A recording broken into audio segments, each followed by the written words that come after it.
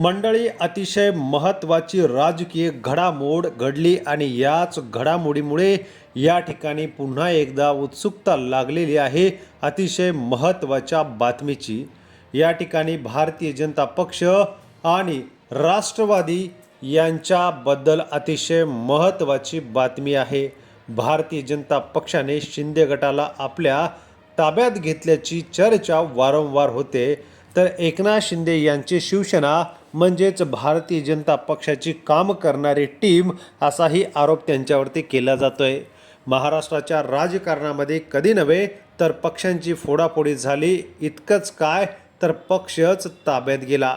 ठाकरेंच्या ताब्यातून शिवसेना, धनुष्यबाण संपूर्ण पक्ष नेते हे एकनाथ शिंदे यांच्याकडे गेले आणि निवडणूक आयोग असेल यांनी मात्र या ठिकाणचा पक्ष आणि पक्षाचं चिन्ह एकनाथ शिंदे यांना दिलं।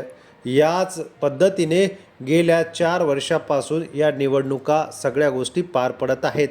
मुख्यमंत्रीपदी या ठिकाणी एकनाथ शिंदे 2.5 वर्षसुद्धा राहिले, मात्र या ठिकाणी या फोडाफोडीच्या राजकारणामध्ये अतिशय महत्त्वाच्या घडामोडीला आता वेग आलेला आहे। खरी शिवसेना कोणाची याची जी सुप्रीम कोर्टातील सुनावणी आहे गेल्या कित्येक वर्षापासून तारीखवर तारीख सुरू आहे। याचमुळे आता लोकांमध्ये प्रचंड नाराजी आहे। एकदा हा निर्णय जो अतिशय महत्त्वाचा आहे तो निर्णय देण्यासाठी सुप्रीम कोर्टाला इतका वेळ कसा लागू शकतो, याच अनुषंगाने अतिशय महत्त्वाच्या घडामोडी घडत आहेत। पक्षांतर बंदीचा कायदा हा केवळ बोलायलाच आहे का, याच्यावरती अनेक तज्ज्ञ मंडळींनी चर्चा केली। पक्षांतर बंदीच्या कायद्याच्या अंतर्गत या ठिकाणी एखादा पदाधिकारी, नगरसेवक, आमदार, खासदार जर पक्ष सोडून इतर पक्षात जात असेल तर या कायद्याअंतर्गत त्याच्यावरती पक्षांतर बंदीच्या कायद्याअंतर्गत त्यांचे पद या ठिकाणी त्या पदावरून त्यांना निलंबित करण्याचा अधिकार त्या पक्षाला असतो। मात्र याच निर्णयासाठी या ठिकाणी विधानसभा अध्यक्ष राहुल नार्वेकर यांनी कोणत्याच आमदाराला आणि खासदाराला अपात्र केलं नाही।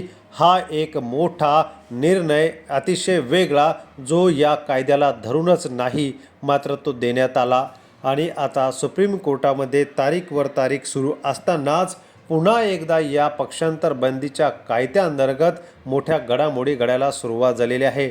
मंडळी, खरी शिवसेना कोणाची याचं उत्तर कधी मिळणार हे मात्र आता तारीखवर तारीख सुप्रीम कोर्टामध्ये पुढे जात आहेत। यावरून तरी लवकर मिळेल का याची शाश्वती दिसत नाहीये।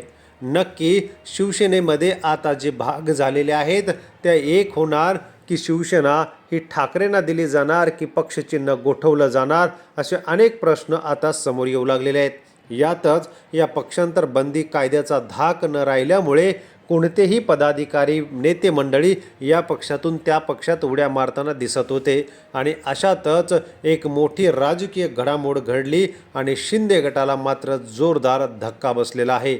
फक्त हा धक्काच नाही तर येणारा निकाल हा काय आहे तो सांगणारा हा निकाल जिल्हाधिकाऱ्यांनी दिलेला आहे। मंडळी, या ठिकाणी रायगड जिल्ह्यातील म्हसळा नगरपंचायतीमध्ये अतिशय महत्त्वाच्या राजकीय घडामोडी घडल्या। राष्ट्रवादी काँग्रेस पक्षामधून 7 नगरसेवकाने एकनाथ शिंदे यांच्या शिवसेनेमध्ये उडी मारली आणि एकनाथ शिंदे यांचा नगराध्यक्ष बनला। मात्र याच ठिकाणी राष्ट्रवादीचे प्रदेशाध्यक्ष सुनील तटकरे यांना जिल्हाधिकारी रायगड यांच्याकडे पत्रव्यवहार केला आणि यांच्यावरती पक्षांतर बंदी कायद्याअंतर्गत कारवाई करण्याच्या या ठिकाणी मागणी केली आणि याचमुळे या 7 नगरसेवकांना 6 वर्षासाठी निलंबित करण्यात आलेला आहे। मंडळी, हा निकाल नगरसेवकांसाठी जरी असला तर याच धर्तीवरती येणारा काळ, येणाऱ्या या एकनाथ शिंदे आणि शिवसेनेकडे गेलेले आमदार यांच्या निकालासंदर्भात सुद्धा महत्त्वाचं पाऊल म्हणून आज याच्याकडे बघितलं जात आहे। त्यामुळे शिंदे गटात आलेले नगरसेवक, यामुळे शिंदे गट हा पूर्ण अपात्र झाला आणि मिळालेली सत्ता ही पुन्हा एकदा घालवण्याची वेळ आलेली आहे। म्हसळा रायगड जिल्ह्यातील महत्त्वाची नगरपंचायत तटकरे आणि गोगावले यांच्यामधला हा संघर्ष पुन्हा एकदा बरंच काही बोलून जातोय। आपल्याला काय वाटतं कमेंट करा। धन्यवाद।